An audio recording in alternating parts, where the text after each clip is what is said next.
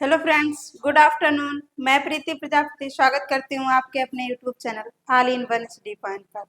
तो फ्रेंड्स, हमारा जो टॉपिक चल रहा था ह्यूमन डिसीज, मानव रोग, जिसमें पहली क्लास में हमने ये जाना कि मानव रोग क्या होता है और मानव स्वास्थ्य क्या होता है।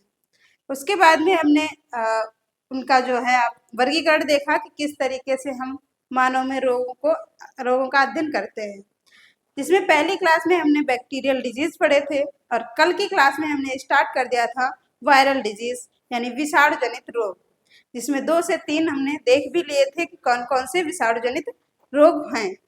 इसी के आगे आज हम और भी डिस्कस करेंगे कि कौन कौन से रोग विषाणु जनित होते हैं।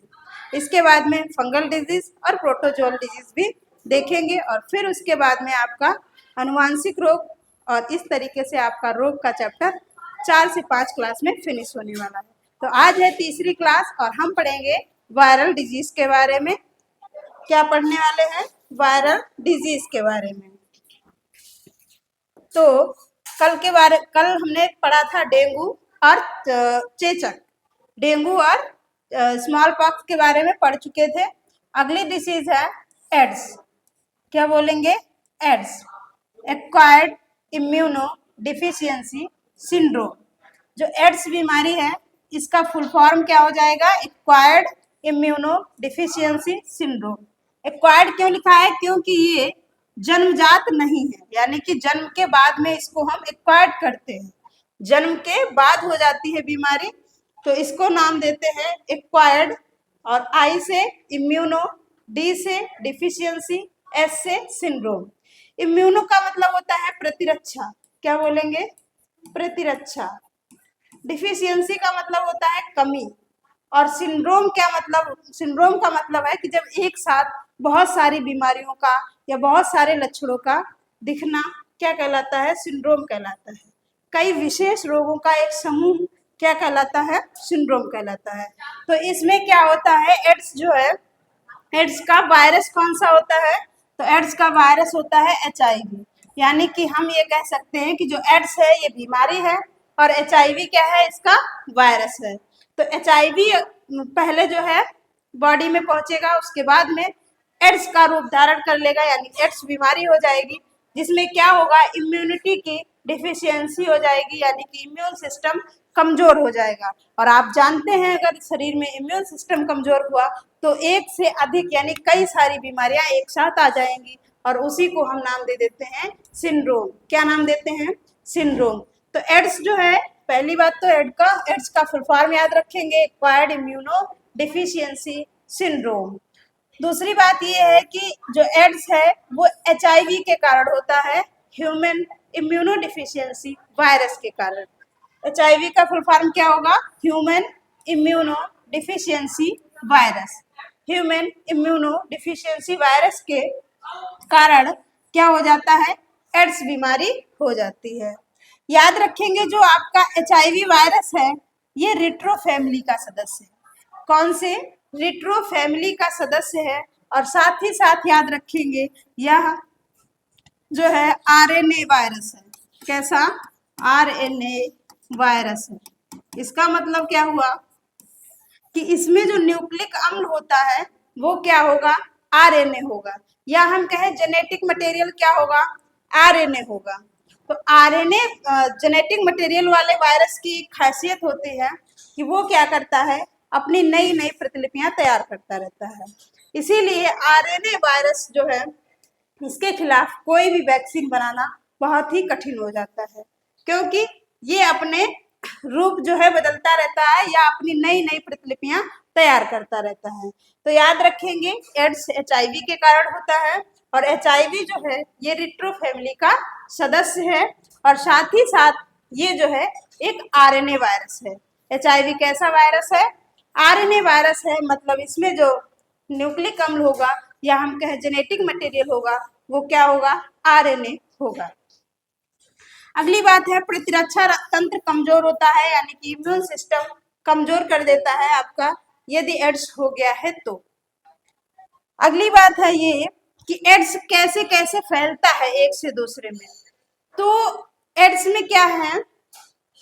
संक्रामक बीमारी तो है, क्योंकि ये एक से दूसरे में फैल रही है, परंतु किस किस तरीके से फैलेगी ये याद रखना है।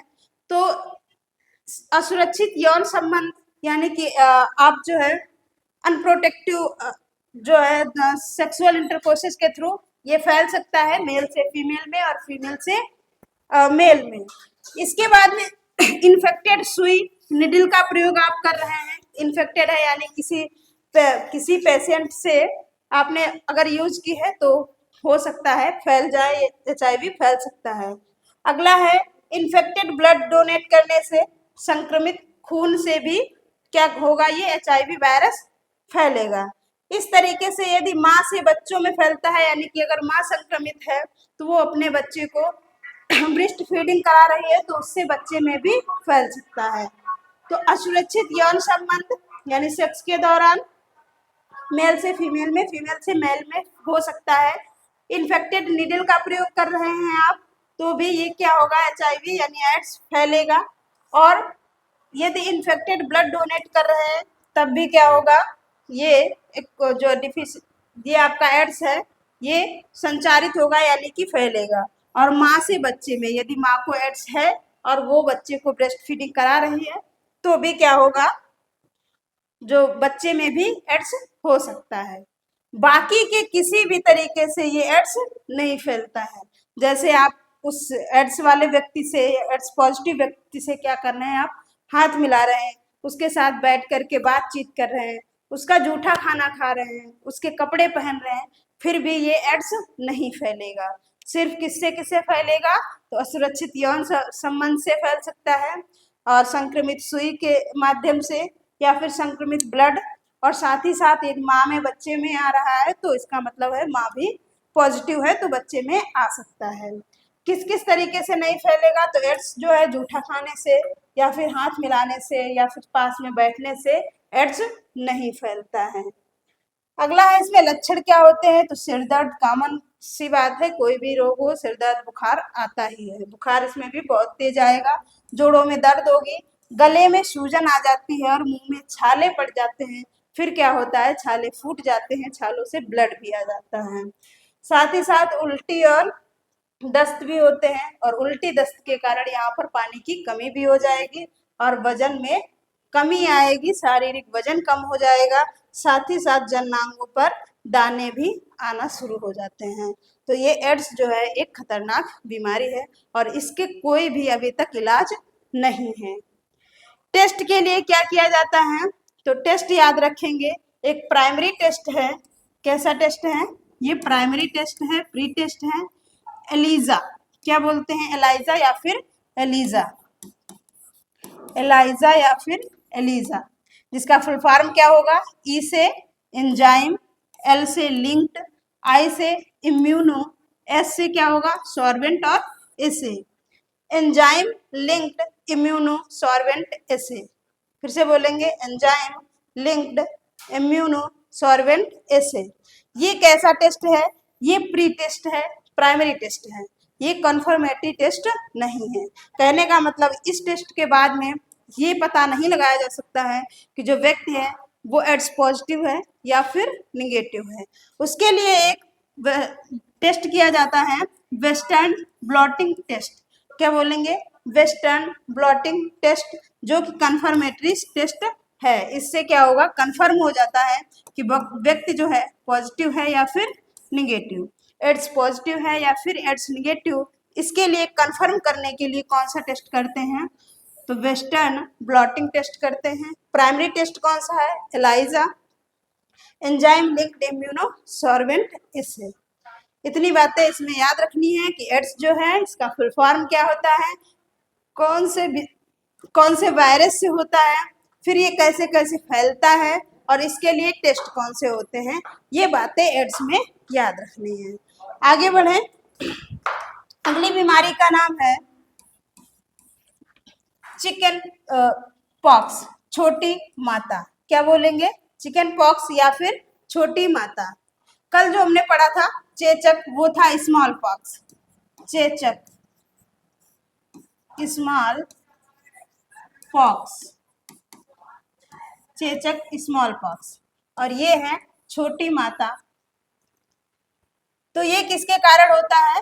वेरिसोला जूस्टर वायरस के कारण। इसका पैथोजन कौन है? वेरिसोला जूस्टर वायरस। आपको इसका पैथोजन बता देना है, रोगजनक कमेंट बॉक्स में बताना है कि जो आपका चेचक है ये किसके कारण होता है, यानी इसका रोगजनक कौन है, ये आपको किसमें बताना है? कमेंट बॉक्स में बता देना है। अगला है, यह भी अत्यधिक संक्रामक रोग है, मतलब कि यह बहुत ही जल्दी से एक से दूसरे में फैलता है। और साथ ही साथ वायरस याद रखेंगे, कौन सा होगा? वेरिसोला जोस्टर वायरस, जो कि छोटी मात्रा करता है। इसमें होता क्या है? पूरे शरीर पर छोटे छोटे लाल लाल से दाने पड़ जाते हैं और बहुत ईचिंग होती है, बहुत ज्यादा खुजली होती है। याद रखेंगे क्या होता है? पूरे शरीर पर लाल लाल से छोटे छोटे दाने बहुत ज्यादा पड़ते हैं और खुजली होती है। अगला है पोलियो। अगला जो बीमारी है पोलियो, पोलियो है, इसका पैथोजन पोलियो वायरस ही है। क्या बोलेंगे? Polio virus. इसका पैथोजन क्या है, यानी रोगजनक क्या है? इसी के नाम से पोलियो वायरस। कैसे फैलता है? तो पानी तथा खाने के द्वारा यह फैल जाता है, या हम कहें पानी और खाना इसका रोगवाहक बन जाते हैं। वैक्सीन की बात करें तो सबसे पहले जो है पोलियो की वैक्सीन लगाई जाती थी, जो कि आईपीवी के नाम से जानते थे। Inactivated polio virus. क्या बोलेंगे? Inactivated polio virus. ये आईपीवी क्या थी? एक आईपीवी क्या था?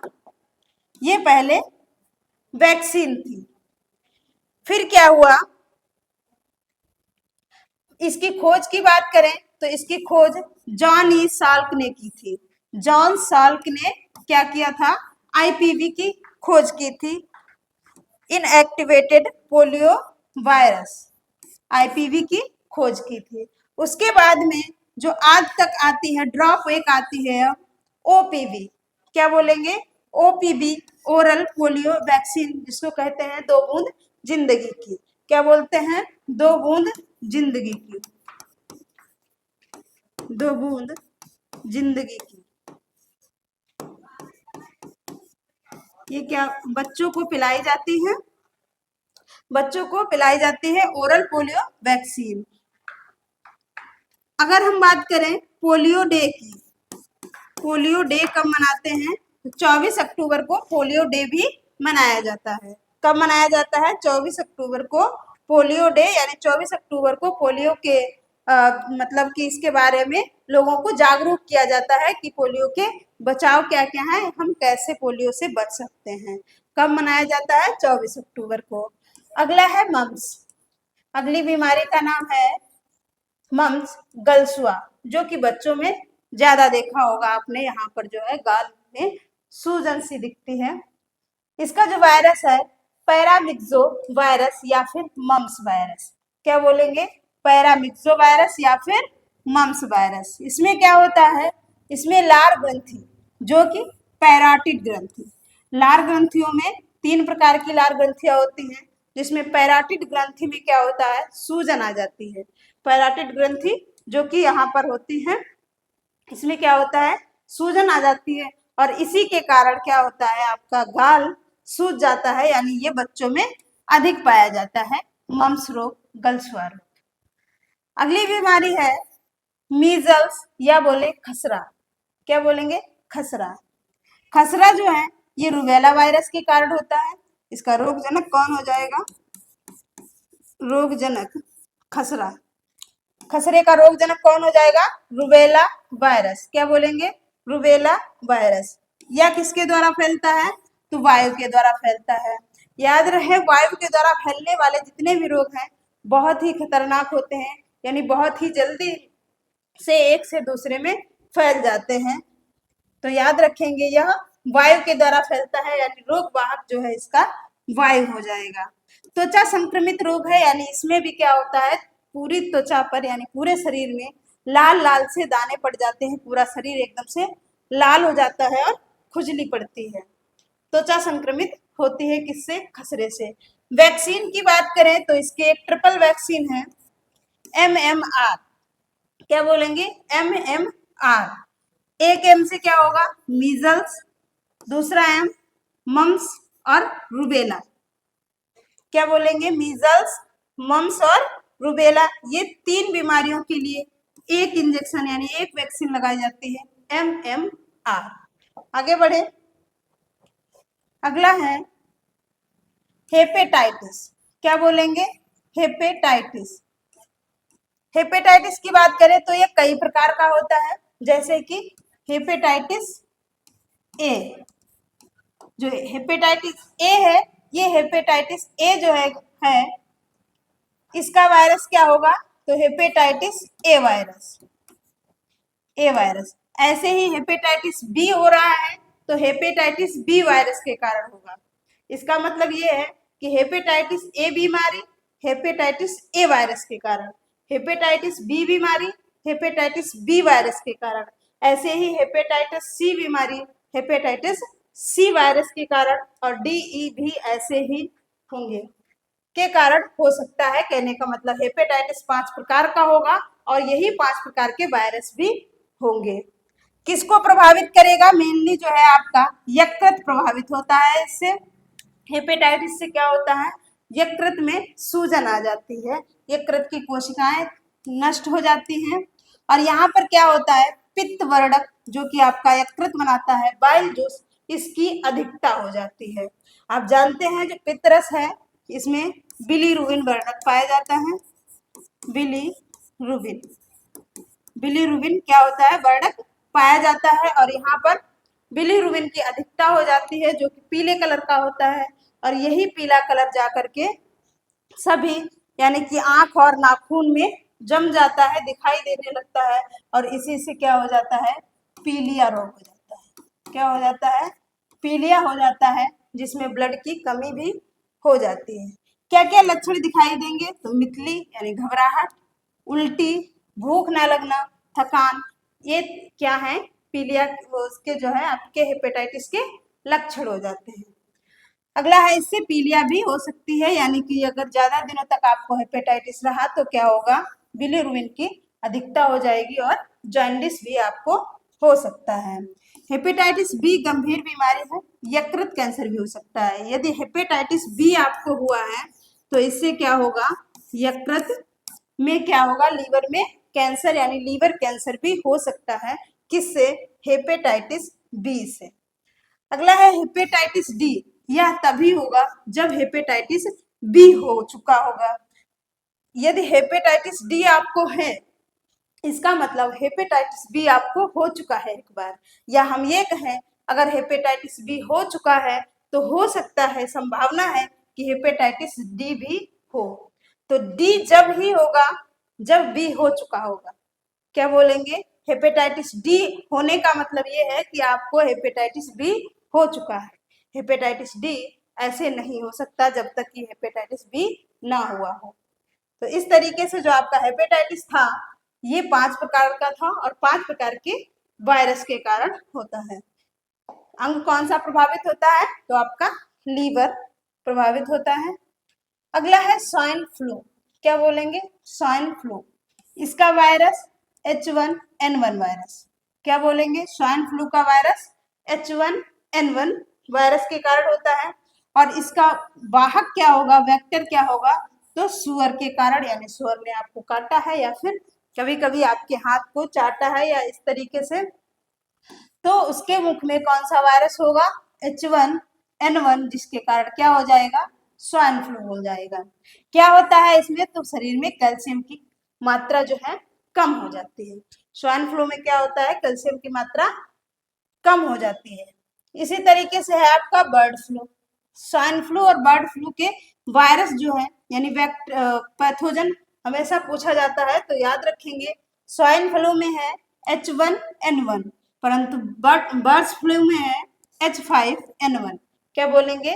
H5N1 virus. बर्ड फ्लू में H5N1 और स्वाइन फ्लू में H1N1। रोग वाहक इसमें क्या होगा? तो इसमें मुर्गा, बतख, मुर्गी यानी कि कुक्कुट प्रजाति के जो होंगे वो जीव इसके रोग वाहक यानी वेक्टर बनते हैं। इसे क्या कहेंगे? एवियन इन्फ्लुएंजा भी कहते हैं। एवियन इन्फ्लुएंजा भी इसे कहते हैं। अगला है इन्फ्लुएंजा फ्लू। क्या बोलेंगे? इन्फ्लुएंजा या फिर फ्लू। फेफड़ों में संक्रमण हो जाता है, खांसी, बुखार, शरीर में दर्द आ जाता है। यदि फेफड़ों में कोई बात आएगी तो उससे श्वसन तंत्र प्रभावित होगा, यानी सांस लेने में कठिनाई आएगी, साथ ही साथ खांसी, जुकाम ये भी आपको हो सकता है। तो इस तरीके से हमने पढ़ लिए हैं बैक्टीरियल डिजीज और वायरल डिजीज। क्या क्या पढ़ लिया है? बैक्टीरियल और वायरल। इसके बाद में हम पढ़ेंगे फंगल और प्रोटोजोल डिजीज, जो कि हम पढ़ेंगे अगली वीडियो में, यानी कल की क्लास में। आज के लिए इतना ही रखते हैं। कमेंट बॉक्स में आपको बताना है कैसी लगी आज की क्लास। Thank you.